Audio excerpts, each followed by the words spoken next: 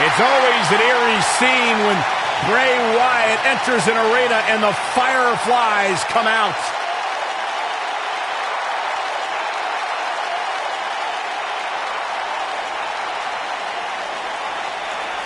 Intimidating, frightening.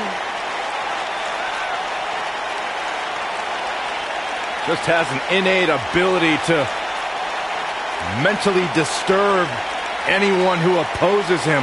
And he's awake now. He's woken, Cole.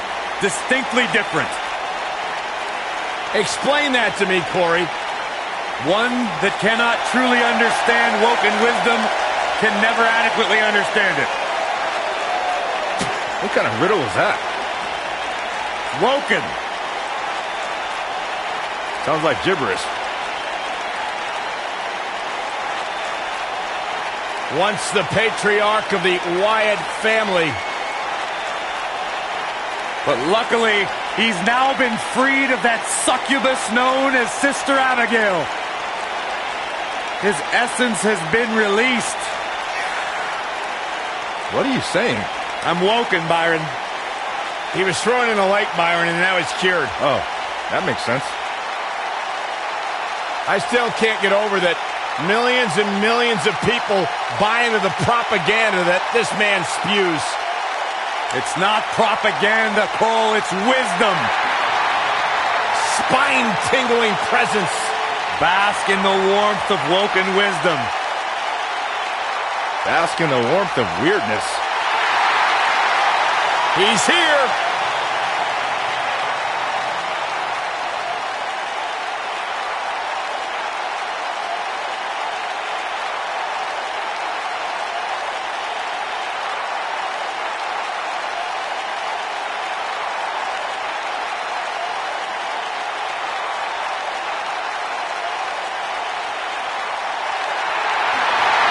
The legend continues.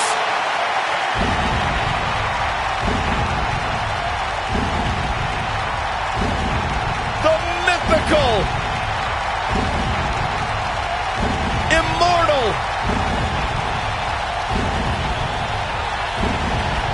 the phenom. And his opponent, from Death Valley, weighing in at 299 pounds, The Undertaker!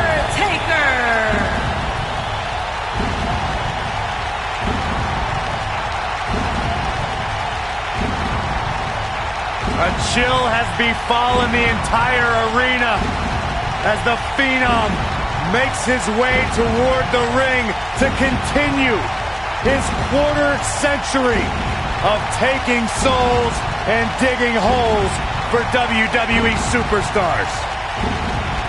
I can't imagine what it must be like to be inside the ring and watch The Undertaker slowly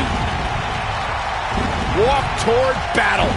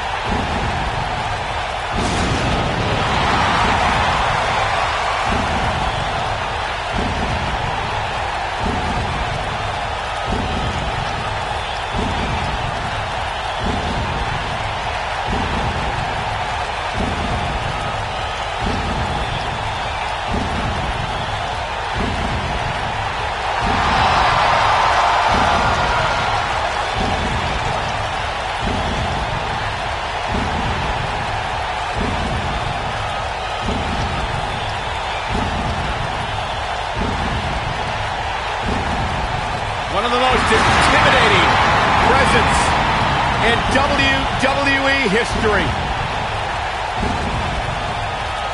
An unmatched aura. Decade.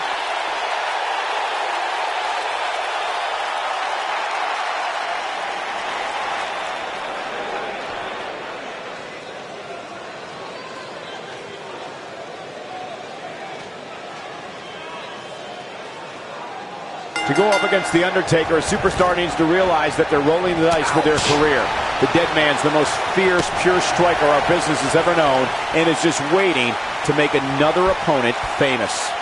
Well, the door's locked, and at this point, the competitors might just be wondering exactly what they've gotten themselves into. Every WWE competitor is spectacular to watch, but when The Undertaker competes, it's an event. Well, he's got the most awe-inspiring entrance in WWE history and has the in-ring dominance to back it up. Oh, right to the side of the face.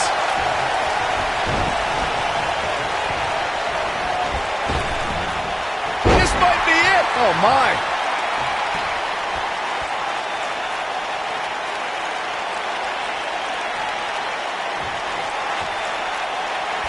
The steel cage is a massive enclosure that stands 15 feet in height. For almost 35 years, a select group of high flyers have taken their aerial assaults to greater heights. And when I say that, I mean superstars climb to the top of the steel cage, the real high-rent district, and dive off onto their opponent. And that all started with one man in October of 1983. Jimmy Superflies. This could be it. To your point earlier, Byron, we've definitely seen some unbelievable attacks be launched from the top of the steel cage. And you mentioned the most iconic, the steel cage match for the Intercontinental Championship that saw Jimmy Superfly Snuka clash against bitter rival, the magnificent Morocco. There's no denying that Superfly set the bar. You look over the years to people like Jeff and Matt Hardy, Eddie Guerrero, Kurt Angle, and Chris Jericho. They continued to push the envelope and executed unbelievable attacks from the top of the cage. And watch Rikishi take flight off the top of the steel cage. Wow. The WWE Universe has seen the evolution of the steel cage in the enclosure known today as Hell in a Cell. The first time an enclosed cage was seen was in October of 1983 in the last Battle of Atlanta. The enclosed cage was seen a few years later in the War Games match from the NWA. There were even cages stacked on top of... The long way up. Oh, my God! Nice. Shut it down. Byron, we talk about the progression of steel cage matches and the type of structures that have been spawned from them.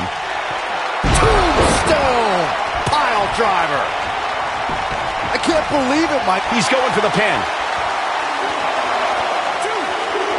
Digging deep for a kick out. Not yet.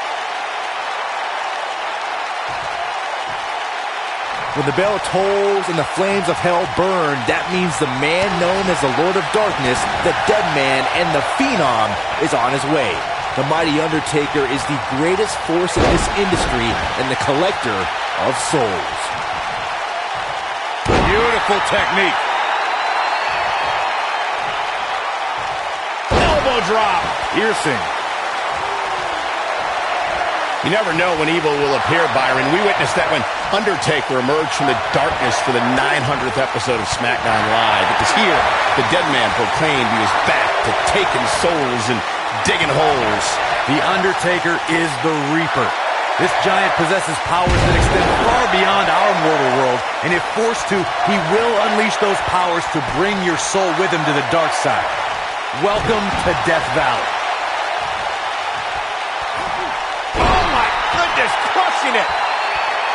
The Undertaker has been a boxing and mixed martial arts enthusiast for decades.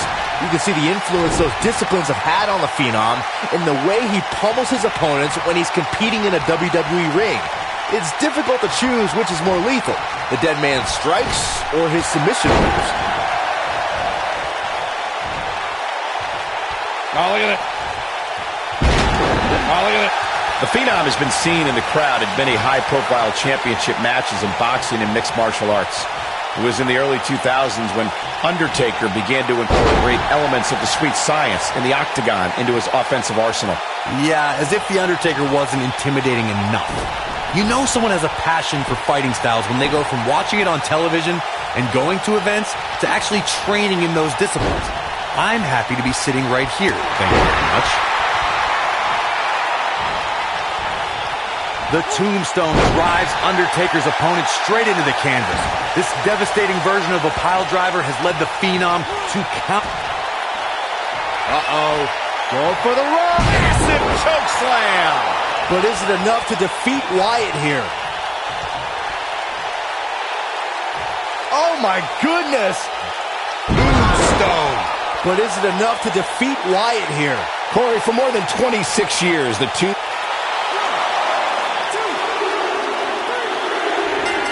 He survived the cage.